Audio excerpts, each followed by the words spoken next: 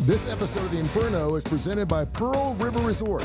Pearl River Resort is the perfect place to spend a game day weekend. With gaming, golf, dining, entertainment, and more, there's no better place to stay and play.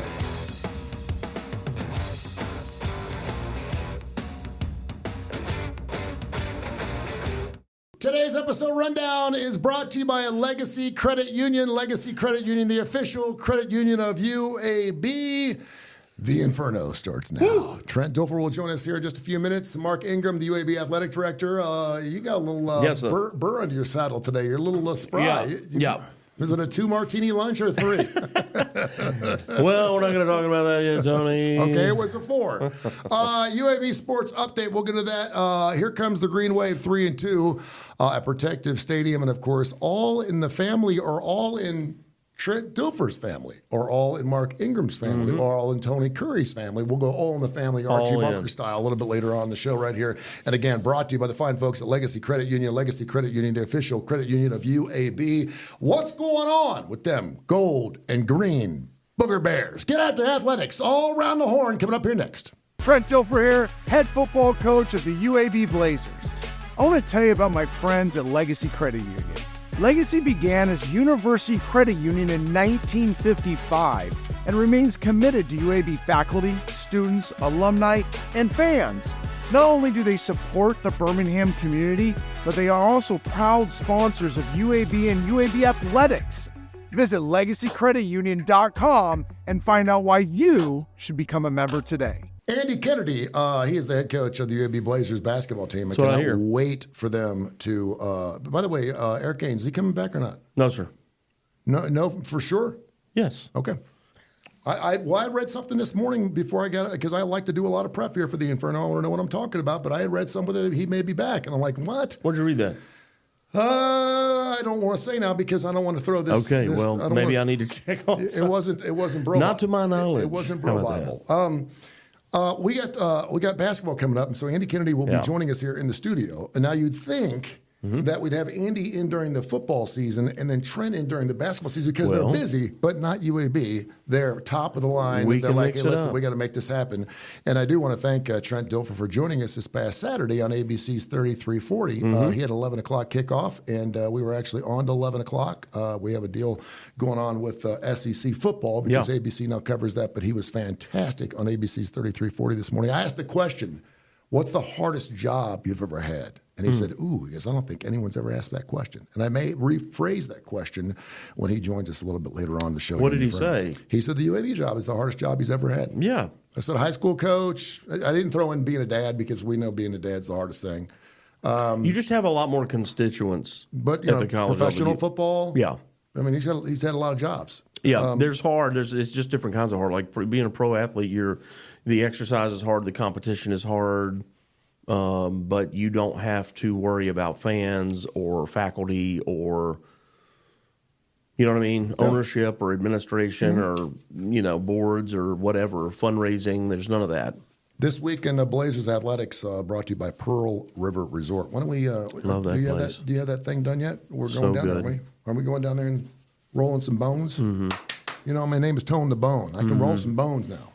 I would lose at everything that we play. You just hang with me and we'll be fine. You just let me have your We'll wallet. serve you. Let me have your wallet, and I will give you a 300% return by next Tuesday. Okay, good enough. All right.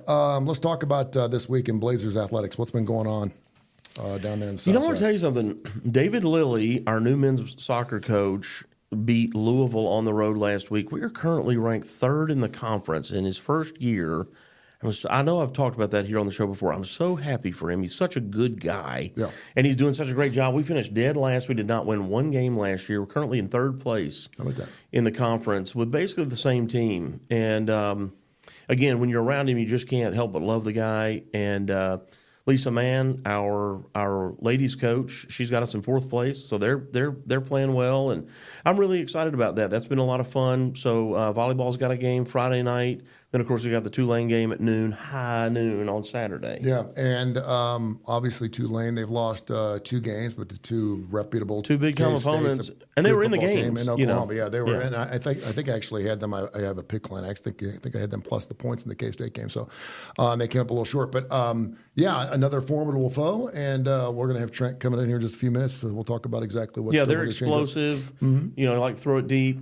They got a quarterback who's pretty elusive, so hard to get on the ground. So, yeah, it's going to be a great test. My 12-year-old daughter got me up this morning. She goes, "You doing the Inferno today?" And I said, "Yeah." She goes, "Tell Mr. Trent and tell Mr. Mark I said hi." And I said, "Well, my daughter Lila, nice. she wanted to know if you Thank you, had Lila. anything going on around the Halloween." Because Halloween, tomorrow starts October 1st. We're recording the show on the last day of September. She goes, "Do they do anything around Halloween? Should we dress up? Can we trick or treat at Protective?" Well, Maybe we should dress up. Yeah. We do some things. Our student athletes do some trunk or treats. Okay. We do some of that stuff that we mainly do and promote primarily in that Glen Iris neighborhood. Okay. So we do. That's part of a little bit of a give back community service project that we do. But yeah, we do some of that. I don't think you're going to see anybody go to work in their Dracula, costume. I don't think, but we'll see. And by the way, I saw the piece, I think it was on Channel 13 prior to the Navy game with the kids. That was super cool, seeing that piece about it. I just love that. I love the Smile a Mile thing. It's just killer. It's just great. Yeah, Smile a Mile, a great organization right here in Birmingham. They're about a block from Children's Hospital. We started this last year. And Trent's really got an interest in doing community service projects. He loved what we were already doing with Children's Harbor. And then we have a number of our donors and fans who are involved in Smile a Mile. We were doing a lot of community service. Our student athletes were with Smile a Mile. They've got a summer camp out near Lake Martin where they take these kids and their siblings. That's one of the unique things about them. They are also family support. You got kids in the hospital, obviously, who need our care and our prayers. But their families, visiting for a month at a time, and they've got a little brother or a sister or whatever there with them. And so they try to do some things to help, support those kids, the siblings, which is really unique and important. I mean, they've got a washer and a dryer that mom and dad get here, and they're like, "Man, I just need to do some laundry." They've got an exercise room for the parents to clear their head and get on a treadmill, and they've got a movie room, and they got places where they do arts and crafts with these kids. And so it's not just the patients. It's the whole family, which is really, really cool. So in a similar fashion, we had the names of these young people on the back of our jerseys the other day. We'll wear them one more time, and then we'll give them at the end of the season to those kids, which is really meaningful. There was 350 people from, whether it's the patients, their families, and others from that organization that were at the game the other day, having a great time. They did the high five tunnel, like when the team runs out, they're, high fiving the players. And, that's a thrill of a lifetime. Keep doing the good work, man. It's fantastic. It is a great piece. And go Blazers for all the hard work they do there. We're going to bring a smile to your face coming up here next because Coach Trent Dilfer will be in the studio for the Inferno. The if in life, it's a world of possibilities. If you go for a night out with friends, if you can keep an eye on your money along the way. If you know you have overdraft protection with no fee transfers from savings, when you get a low balance alert, it's easier to say yes to fun. If that sounds good, try Regions Life Banking. Stay ready for the if in life. Regions Bank, embrace the if in life. Today's Coach's Corner brought to you by Pepsi and Viva Health, and he is in the studio. Mr. Trent Dilfer is in the studio. Am I the only one? Is this live now? Yeah, or are you practicing? Everything's live. No, do it again. I thought you were just we're here. No, that's it. We're on. No. Pepsi and Viva Health. Coach, how you doing? Are you really going to do this like this? Yeah. It's a podcast. This is what we do here. Like right there, people just tuned in. I like it. Exactly.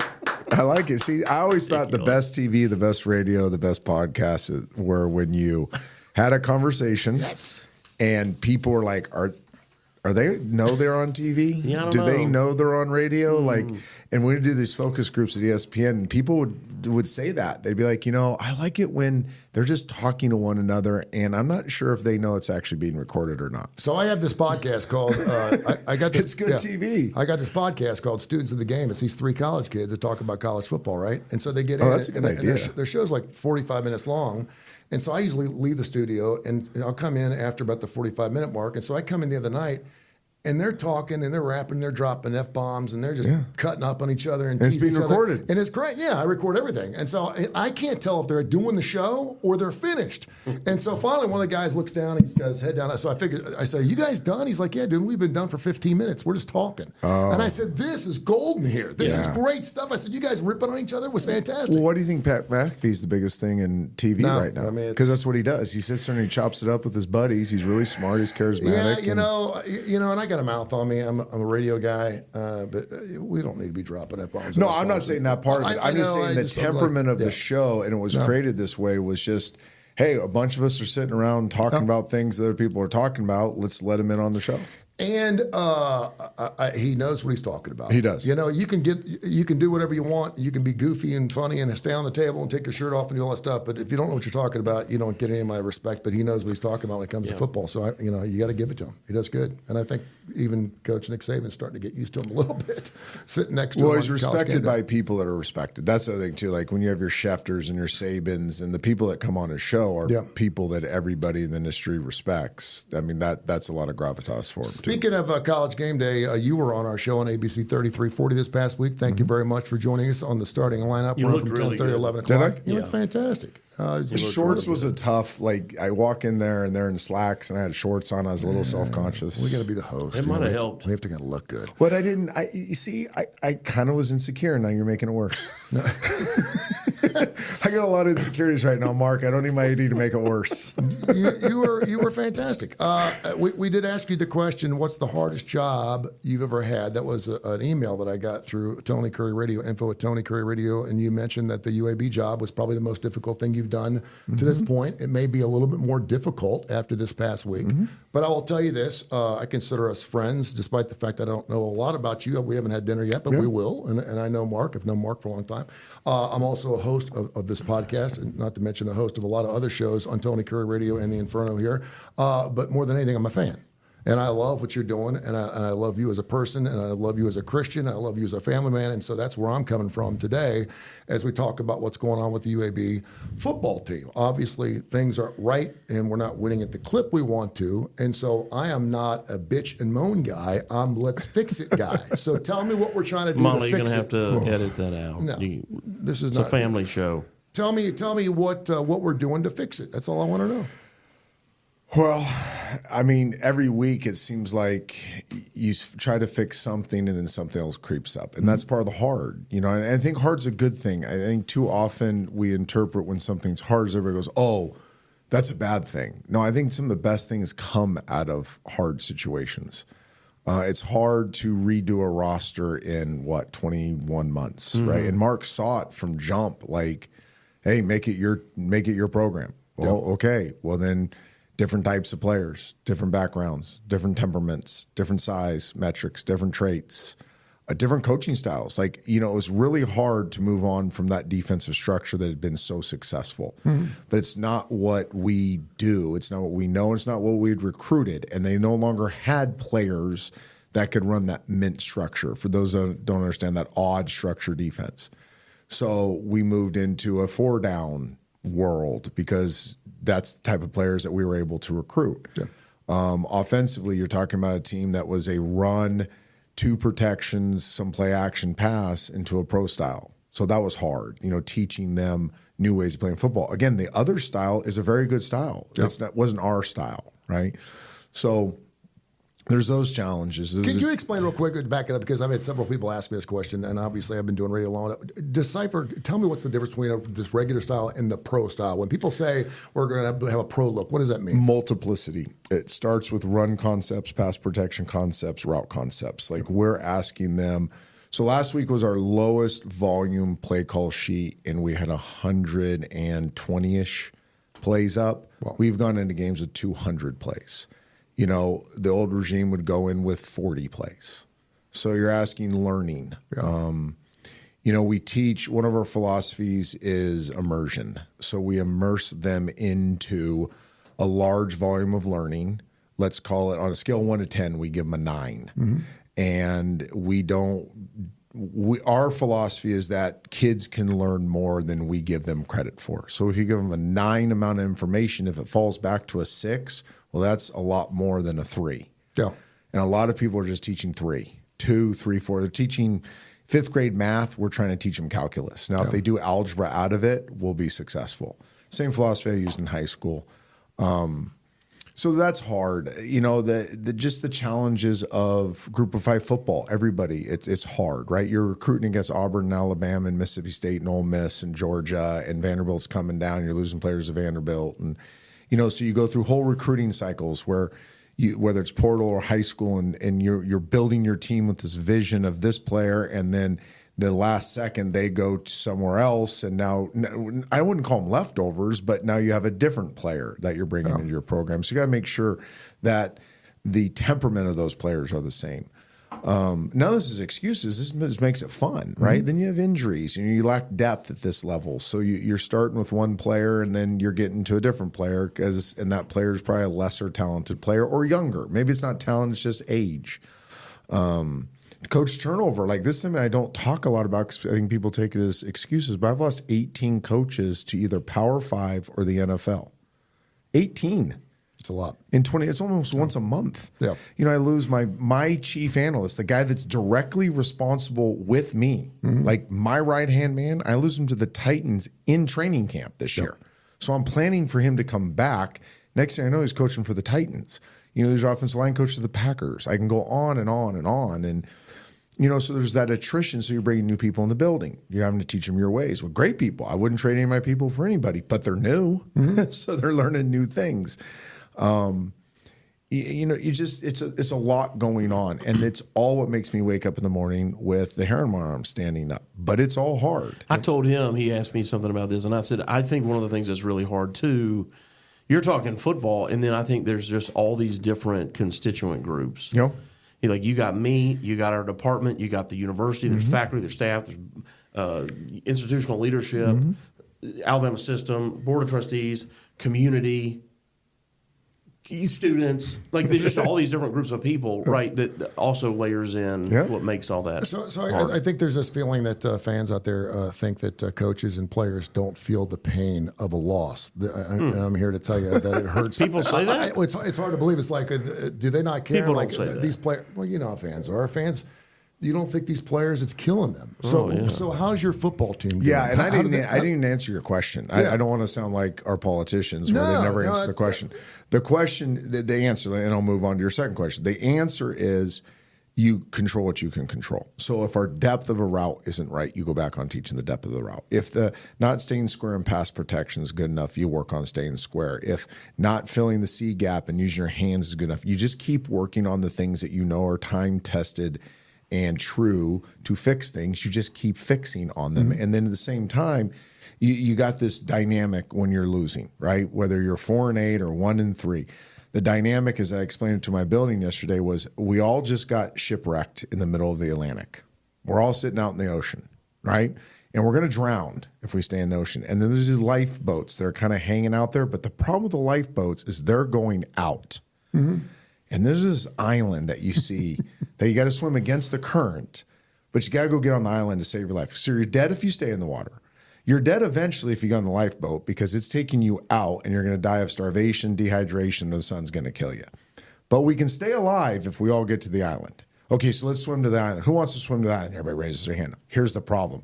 There's no coconuts. There's no pineapples. There's no beautiful women on the beach. Like this island is bare. Like this island is a desert, but it'll save our lives. And then we got to sustain our lives. So we got to do, we got to dig some ditches. We got to plant some crops. We got to build some shelters. Like we got to build some stuff so that we don't just survive. We got to thrive.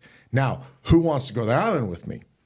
Now it's like, oh gosh, I can have the temporary fix of saving my life for a little while by getting on this lifeboat, or I can do the really hard thing and go plant a colony on a desert island. That's where we're at. Yeah. So be a truth teller. Like that's where we're going. We're also, and then I said, now listen, if you're not swimming to the island with me, walk out of the room. You can still pick up your scholarship check. I ain't getting you off the team. Like, but whoever's going to the island is going to the island, and that's what we're doing. And, you know, you have these moments where you're trying to fix football, but you're trying to fix your people too. And you're trying to get people to buy into something and say, listen, I'm okay with not getting the immediate reward for doing hard things and doing the right things. I know we may have to wait for this, but just imagine, I ended with this, just imagine. Now we planted those crops. Now those trees have grown high. Now we have cool shelter. Now we have running water. You have women? Some of them want women. Okay, my wife's coming. She's going to swim with me. But if you can somehow cast a vision that we can build something from a desert island into a beautiful island, that's winning and losing. And we'll win eventually if we all swim to the island and start digging ditches. Yep. So where is the mentality of this football team, the leadership and the mentality of this football team? How's that working from the inside out? I think we need to grow alpha leaders. I don't want them to try to be alpha leaders when they're not. And that's the danger. Sometimes you push a young person to be something they're not. I don't want to push them to be something they're not. But we definitely lack the moral authority, the guy that will work against the grain, the guy that will push against the culture, the negative culture and cultural influences. We have good leaders. We have good kids. Their hearts are good. Their work ethic is good. I mean, 1 in 3 on a Sunday night, last night, you would expect it to just be woe is me. And it was, how do we get better? Yeah. Whether it was a walkthrough, whether it was routes on air, whether it was what we call our Blood Bowl, which was our developmental scrimmage. Like, we have a developmental scrimmage. Last time it was a little shorter because we're beat up. But, you know, we go live football with these developmental players. And our team, the guys that played, are like on the field, like around them, cheering, high-fiving, chest bumping. Awesome. Like, and I use this to, one, I think it flushes whatever happened on Saturday, win or lose. It's just like that's the final time we're going to talk, you know, we're done with it. Mm-hmm. But also just shows like a 6-year senior that just played 70 snaps, and he's jumping up and down because a freshie just made a great tackle. Or a freshie made a big-time catch and ran somebody over. Yeah. And he's celebrating. I think that's part of what we're trying to grow. And I see it on a Sunday night. I'm like, okay, we're all swimming the island. We're on the island. Now we got to see some fruit from these trees that we planted in terms of wins and losses. And nobody's more miserable than me. And my wife will tell you when we lose. But I also have the job. I have to stay consistent. So whether I'm in front of Mark, in front of the president, in front of the media, in front of our fans tonight at Buffalo Wild Wings, in front of my players, in front of my coaches, I learned this from Tony Dungy. Like, you have to be you. Like, I am me. I'm unapologetically me. Sometimes me drives people crazy, but I'm going to be me because those people need me to be the same every day. Well, and your wife should be happy. She's going on a nice vacation to an island. Yeah. With a bunch of football players. You guys can join us if you want. Right, I'm going to put you in charge of architecture. How about that? Okay. You plan. This would be the best thing I could do. You do the hiring and firing from the island. I can carry Hopefully stuff. we'll do that right after we go to Pearl River Resort. We can do that, take a plane from Pearl River, and then, which brings, of course, our hot topic of the day. You guys ever watch All in the Family? Loved it. Years ago. It was a fantastic show. Yeah, you're probably a little young. Meathead. No, I watched it. Meathead. It was one of the greatest TV shows. Norman Lear, of course, has passed away last year. Rob Was one of the Reiner. best. We're going to do All in Trent Dilfer's family. And all in Mark Ingram's family, all in Tony Curry's family. Good enough. And all in River's family. We're going to do that in our hot topic coming up in a few minutes. Brought to you by Pepsi and Viva Health, and of course, the fun folks at Pearl River Resort. We've got the Tulane Green Wave. They've lost to Oklahoma, K-State. They're 3-2 in the season. Let's kind of cross over that game. What's the first thing that kind of scares you about this football team? Where can you take advantage? They're, Summerall does an incredible job as a recruiter. He did at Troy. He's done it at Tulane. They're tradie, meaning they're long and strong and thick and powerful and explosive. So that just it looks like a Power 5 football team. They're going to get off the bus and they're going to look like a Power 4 football team. They play really hard. Like, there's a cultural piece to what he did at Troy and what he's doing here, where you are just non-negotiably, you're going to play with your hair on fire. They're trying to break your face mask. They're super physical. Now they are what they are. They don't lie to you on film and do one thing and show you something. Like Navy, everything Navy did to us before that game was a lie. Then they come out and told you the truth, and you're like, okay, thank God we have iPads. You know what I mean? Like, that was a lie. Everything we saw up to this, that was smoke and mirrors. This is what they're really going to do against us. Yeah. This team's going to line up in their mint defense, and they're going to break your face. And they're going to play 3 coverages, you know? So at least you know what you're getting. Offensively, they're going to run the ball down your throat, and they're going to play action pass, and they're going to spit the ball out to fast guys on the perimeter, and they got a young quarterback that is super talented. But you know what you're getting. You're not getting triple option, right? You're not getting a lot of this stuff that you're like up all night going, gosh, do we have an answer for this? Like, we have on paper answers. So what they wanted to do is become a dude versus dude matchup. Like, our dudes are better than your dudes. I think it's a great opportunity for our dudes to stand up and say, no, we're dudes too. Our record doesn't show that we're dudes, but we got 6'5", 308 that can run too. You know, and we got 4'3" that can run too. And we got this, and we've recruited well too. So that's going to be the challenge tomorrow. Is like, hey, dudes, go be dudes. Go be dudes. Yep. I love it. This is the Inferno. He is the man. He's going to join us every single week as we get ready for another big football game this weekend. Head coach of the UAB Blazers, of course, Andy Kennedy will be joining us a little bit later on for the Inferno as we get closer to basketball season. So I'm got a friend of mine I do radio with, right? And so he's going to the Alabama-Georgia game. He's got the best seats in the house. And on the right side, he's got his girlfriend. And on the left side, he's got his 32-year-old son.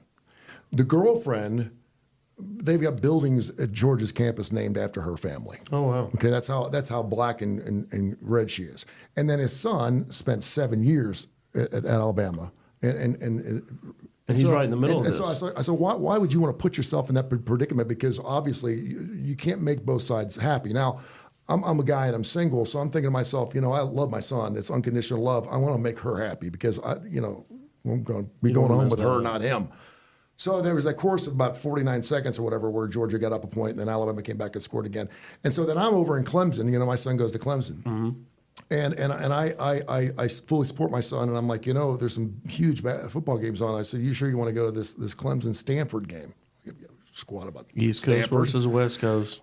Stanford's collide. not an ACC team. It just wasn't like the right. black and white I knew cookie. they were going to blow them out, and they did. I'm like, but I did. I went because I'm his father, right? So I wanted to talk about Trent Dilfer's family, and of course I've heard the miraculous, unbelievable, loving story about your son.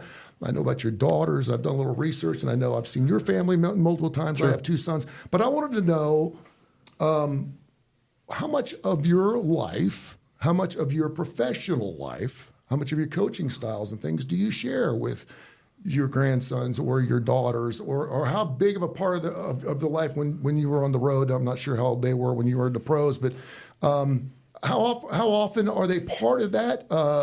I love when you invite, you know, your children, your grandson to come sit up with you. I think that's fantastic. I love those things. You don't see that very often. But as you bite down on your glasses, well, I'm trying to give the short answer. Like, this could be a 2-hour show. I'll give you like the Reader's Digest version. Yeah, he's asked you like 19 questions. In that question. All right. So I'll start when I was a player. My family watched my career end on a 3.5-minute knocked out cold concussion. They thought I was dead. So the girls come in, and I don't remember any of this. I've been told this. The girls come in when I come to my senses kind of in the back cave of Candlestick Park, and they're all just melted down, like bawling. Yeah. This was 2007, so Maddie my oldest was 13, yeah. I think. I think she was born in 96. Math.